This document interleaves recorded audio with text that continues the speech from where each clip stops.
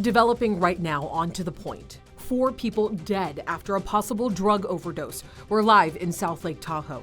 A Sacramento bowling alley catching fire with dozens of people inside. How investigators say this started. Plus, should utility rates be based on income? We've seen the PUC, we feel like they're just rubber stamping a lot of the proposals from PG&E for rate hikes. The new bill being proposed and how neighbors are responding. And celebrating Lunar New Year, the push from a local group to keep one tradition alive. But first tonight, new details about the death of 4 people. Thank you so much for joining us for To The Point. I'm Alex Bell. Right now, investigators are looking at possible overdoses inside a South Lake Tahoe home, and it happened around 9 this morning off Roger Avenue. Our Luke Cleary joins us live. And Luke, this is a very sad situation. What have investigators said so far about what happened? Do we know anything? Hey, Alex, yeah, an incredibly sad situation here in South Lake Tahoe. It's still early in the investigation, so we don't have a lot of details, but here's what we can share so far. I spoke to the chief of police here who said that when first responders arrived to a home in South Lake Tahoe, they expected to encounter one unresponsive person. Instead, there were 4. 2 of those people were declared deceased fairly quickly. 2 others were receiving life-saving measures for quite some time until they eventually succumbed as well. And as you mentioned, this is a possible drug overdose. That's what police are saying right now, though they couldn't say what, if any, drugs they recovered at the scene. I asked the chief of police, could this be fentanyl? And he said, of course, that's a consideration. But again, it's just still too early in this investigation to say one way or the other right now. I asked him what might be the impact on the community as well. Here's what he had to say. As a community, obviously, there's people who know these people, any that may have lived here. And I'm sure the community will be dealing with that in the days to come. It's still the investigation's still too new for me to really grasp exactly how big of an impact that's going to be. But for these individual families, yes, they're broken forever. It's been my experience. And it's worth pointing out that this happened in a pretty residential part of South Lake Tahoe. The police chief doesn't believe that these were tourists or that this was a vacation home, rather that these may have been residents. I also spoke to a lifelong resident of South Lake Tahoe who lives just down the street, who said that she knew the folks that lived at that home, that they were nice people in her experience, that they may have been service workers here in South Lake Tahoe. But again, still very early in this investigation, and there haven't been any, the coroner's office has to make those family notifications before the identities can be made public. So still quite some road to go here before we can really learn more details about exactly what happened here. We'll continue to follow this, and as those details become available, we'll bring those right to you. But for now, I'll send it back to you, Alex. All right, Luke, thank you so much. And other news tonight, the future of a beloved bowling alley in Sacramento is unclear after a fire damaged the building. And this is what's left at the scene of where the fire started, behind AMF Lanes on Freeport Boulevard. The Sacramento Fire Department says a couch behind the business caught on fire yesterday afternoon and spread to the building, but they don't know how the couch caught on fire. At this point, the bowling alley is shut down until it can be assessed, and bowlers are in shock. There's not a whole lot of options these days. There's, a alley in Elk Grove, but really, Land Park has been pretty much the only alley that most of the leagues have been, going to. A manager at the bowling alley says it's too soon to know the extent of the damage, and he doesn't have a timeline for when it will reopen or if they can even make repairs. Tonight, the suspect in a hit and run involving a Sacramento sheriff's deputy and a 9-year-old boy has turned himself in, and it happened last night in the area of Franklin Boulevard and Brookfield Drive. Demarie Daniel is accused of running a red light and crashing into a K-9 patrol unit, and they say the force of the crash pushed the car into the father and son standing on the corner of the road. The boy was taken to the hospital, and the dad and the deputy and K-9, they were not injured. Former Sacramento City Council member Sean Laloe was back in federal court today. He was indicted on charges connected to his Viva supermarkets. He and his grocery store general manager, Carla Montoya, are accused of conspiracy, using false immigration documents, and falsifying records to get COVID-19 relief money. And today was the first time Laloe, Montoya, and attorneys went before the judge who will be presiding over the case.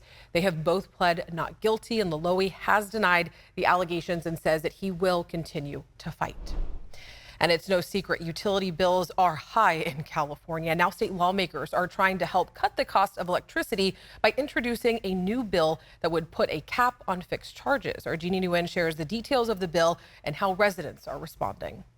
It's way too much, especially for us senior citizens. West Sacramento resident Louis Amaral says her PG&E utility bill is expensive. And now it has jumped up to $180. The same goes for Sophia Almeida. About $120 a month. Yeah. Both of these PG&E customers believe their monthly bills are too high. Now, Assembly members Jackie Irwin and Mark Berman are hoping to relieve some of the financial burden by introducing Assembly Bill 1999. This bill, if passed and signed into law, would overturn a 2022 law that removed the fixed rate cap based on income, which is overseen by the California Public Utilities Commission, or CPUC. A fixed fee of $10 for regular customers and $5 for any customer that was in the CARE program. But over the last decade, state lawmaker Jackie Irwin says this cost has gone up drastically. PG&E went up 127% in the last 10 years. Edison went up 91%, and SDG&E went up 72%. For Amaral, she's found herself needing to cut back on her usage in fear of not being able to pay her bill. I find myself unplugging everything that I can unplug that I don't really need. Assemblymember Mark Berman says it's time to hold the CPUC accountable. We need more transparency about what's happening. We need more accountability to make sure that the people that continue to ask for these huge increases, the companies that continue to ask for these huge increases, are really providing value to Californians. Meanwhile, residents can agree on one thing. It's too expensive. They should make it more affordable. I think a lot of people are saying that. And just to reiterate, this bill has just been released and will still need to go through a lot of hearings and a vote before it becomes, before it heads to the Utilities Commission next. And Jeannie, you did reach out to the CPUC. What did they have to say about all this? Well, yes, I reached out to them at the beginning of my day, and a spokesperson responded saying if they have a comment, they will respond to me by my deadline. Well, Alex, I never did get that response. Okay, so we're waiting on that response. As soon as we get an update, we'll let you know. Thanks, Jeannie. All right, under a newly proposed bill, a California state senator wants to ban all plastic shopping bags by 2026. The state already bans thin plastic shopping bags, but at checkout, shoppers can purchase bags made with thicker plastic. And one of the bill's authors says a state study found the amount of plastic shopping bags trashed per person grew from 8 pounds per year in 2004 to 11 pounds per person in 2021. And if the legislature passes this bill, it would be up to the governor to decide whether to sign it into law. All right, coming up onto the point, check your March primary ballot if the presidential race is missing, what you can do about it. I'm tracking a lot of weather changes by the middle of the week. Unfortunately, some of those changes hit on Valentine's Day. And celebrating Lunar New Year, how a local group is making sure one tradition isn't forgotten. It has to be passed on, so to keep the culture alive.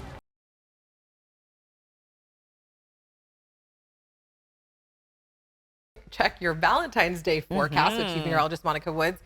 It's going to rain, though, isn't it? I know. Alex is all in a red, ready to go, for Valentine's Day. It started to sound happy, and then it took a hard right. I know, right? Morning coffee, you're okay. And even really some of those lunch plans won't be a complete washout. But you can see we've got a 40% chance of showers coming in for Valentine's Day. Mild, though. Our temperature still about 61 degrees. Won't really see some very gusty winds until we dig a little bit deeper into the forecast. We've got a lot of wet weather returning this week, and it starts up on Wednesday. That's going to be the less of the three systems that come in. So it's going to be the weakest one of three that are moving through. Friday, we start to gear up for the long President's Day weekend, and that's when we actually anticipate bigger impacts with potential for some minor flooding and some Sierra travel issues. Temperatures today warming to near 60 degrees in the valley, 50s for the foothills and 40s for the Sierra. Tonight, still beautiful if you need to do some cleanup from that last storm. Still quite nice outside. Our temperatures hovering in the 40s until we get to the overnight hours, where we drop to about 40. It gets pretty chilly tomorrow morning. Lots of cloud cover brewing off the coast, and each one of these is going to deliver some sort of weather element. Tomorrow is just mainly clouds, and then by Wednesday, midday, we start to see the first line of showers approaching. This starts to sink its way southward through the evening. Most of us will see rain overnight through early Thursday. That clears out, and then we get ready for Friday through the weekend. Highs tomorrow in the 40s for the Sierra, 50s down the hill, with 50s and 60s across the coast and for inland areas. Not a big shift in our weather yet until we get to Wednesday and then through the weekend, where you can see it's going to be a lot of unsettled weather heading our way, especially in the 10-day forecast, opening up that storm door on Wednesday, and we'll keep it going through early next week. All right, Monica, thank you. Next, on to the point. Is the presidential race missing on your March primary ballot? Why it's more common than some think and what you can do about it. Plus, Trump facing backlash over comments about NATO, their reaction from leaders. And celebrating Lunar New Year, the tradition one local group is working to keep alive.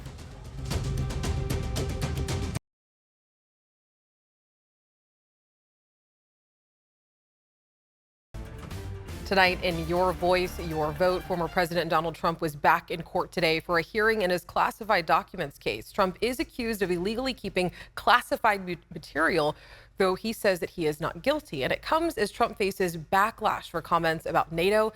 Perry Russum has more on how President Biden and Nikki Haley are responding. President Trump's motorcade arriving this morning at the federal courthouse in South Florida. Just one of his legal cases on the docket today. This one is about the classified documents he's accused of withholding.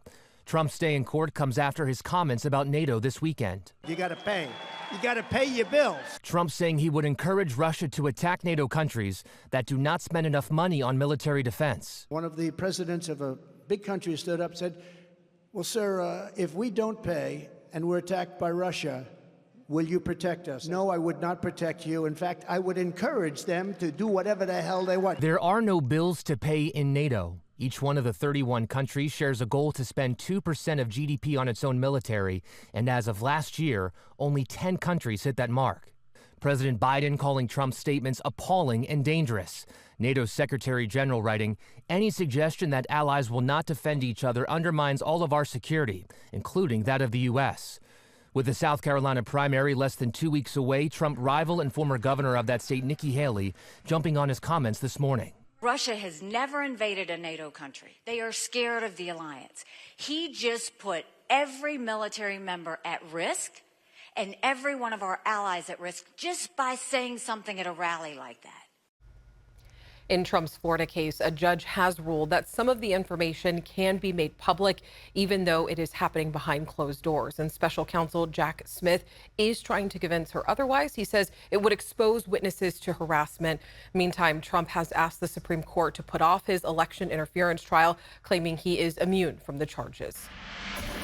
And here in California, we are just 3 weeks away from the March 5th primary elections, as we keep talking about. And if you have received your vote by mail ballot and it does not have a presidential candidate, it's likely because you are registered as a non-party preference voter. So the Yolo County Registrar of Voters says that there is a way that you can change your ballot and vote for a presidential candidate. To either request a crossover ballot or they need to be able to re-register for that particular party. All right, so don't worry if you are registered as a non-party preference. There is still time to make some changes to your voter registration. We're going to explain it all right now. So if you do want to vote for a presidential candidate, the California Secretary of State's office says that you must request a ballot with a presidential candidate from either the American Independent Party, Democratic Party, or Libertarian Party. And you can request a replacement ballot by submitting a no party preference crossover ballot application to your county election office. Or if you vote in person, ask a poll worker for a ballot with one of those three parties when you check in. Now, if you want to vote for the Green, Peace and Freedom or Republican parties, you must re-register with that specific party, and you can re-register online. But if you need to re-register after February 20th, you can do that at a polling place, any vote center, or your county elections office. And if you want a recap of anything that we just explained, make sure to head to abc10.com/to-the-point. We have all the links listed right there online right now, as well as interviews with the candidates that are listed on your ballot.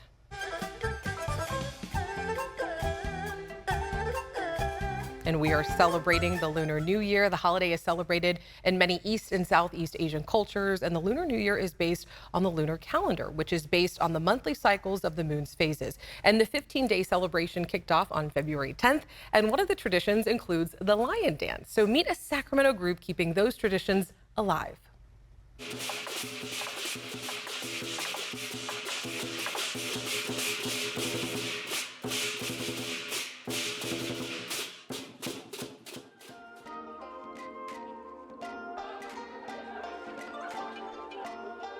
You get a sense of pride when you put on a uniform and then representing your team.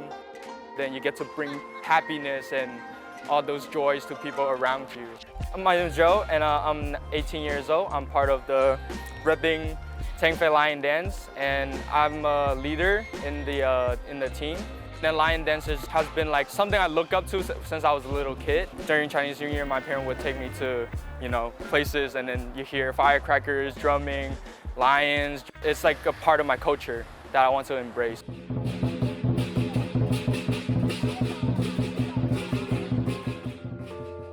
In pre-modern times, lion dance had its ritual aspect to it. There has been debate about the origins of the lion dance. Some scholars hold the view that it originated outside of China and came via the Silk Road to China along with the spread of the Buddhist tradition. The earliest record of the well-established form, the dance form, was from around the 6th century. It was performed at the beginning of the parade of Buddhist rituals and display of images to symbolize the teachings of Buddha, its power and significance. Our group originally started in Oakland in 2005. So me and my brothers drive all the way to Oakland to talk with those guys to let us, join line dance and teach us the culture and what is line dance. And then we just continue the legacy and then move down to Sacramento. Our team officially started in Sacramento in 2008. We created it for the younger generation to have something to do after school. Line dance to me, it's a generational thing. It has to be passed on to keep the culture alive. I say it's actually like a sport. It's not just like a hobby or people think it's like a club, but I think it's really a sport and it's not an easy one. We are like acrobatics. So in one line we have two players, one the head player and the tail player. The tail is helping out the head to stack and then we jump. So the head jump, the tail has to lift them up. Then we have a drummer, that's the heartbeat of the lion. So they could know how to move and then get expression out with the drummer. That's the cymbals also and the gongs involved. The most exciting part would be just performing and actually practicing. It really takes a lot of physical energies and endurance to be in shape. I know it's been more projected towards outside saying a lot of guys were doing it, but I think girls can do it too. I don't think there's no difference between girls and guys. At major festivals like the Chinese New Year, lion dance had the function of symbolizing power that could chase away evil influences and start out the new year with good fortune and lots of hope for prosperity. Usually we have going through obstacles and getting the lettuce. The lettuce representing the wealth, so we bring that wealth to the people at the end. Really look beyond just the line. You have the instruments, you have the drum, the cymbals, the gong, the people guiding. There's a lot of details in between them. It's not just the flashy stuff that you see. It's a culture that passes on generation to generation. It brings the happiness, the joys, and the environment that helps the community to be better. Maybe today here we inspire some kids, and then in the future, they want to do it as well. And lion dancing has spread throughout Asia and is performed in Vietnamese, Korean, and Japanese cultures, just to name a few. And it's not just part of Lunar New Year celebrations. Lion dancing is also performed at weddings, birthdays, and much more. We'll be right back after this short break.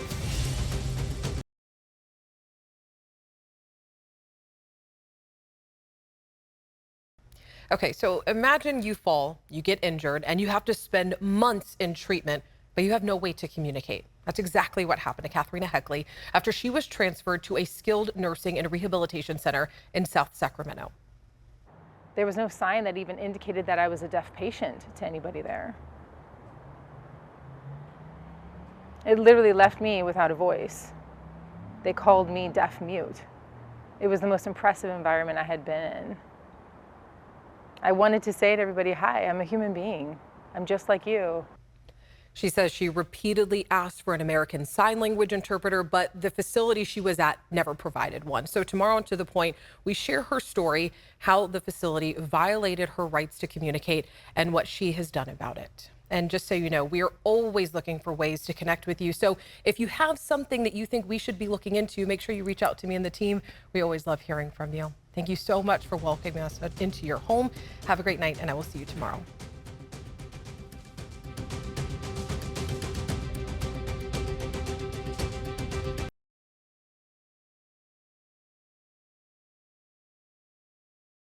Hey, it's Alex. I just wanted to say thank you so much for watching. The To The Point team and I love hearing from you, and I hope that you'll stay in touch. And don't forget, you can always email me and the team at tothepoint@abc10.com, or you can even send us a text message at 916-321-3310.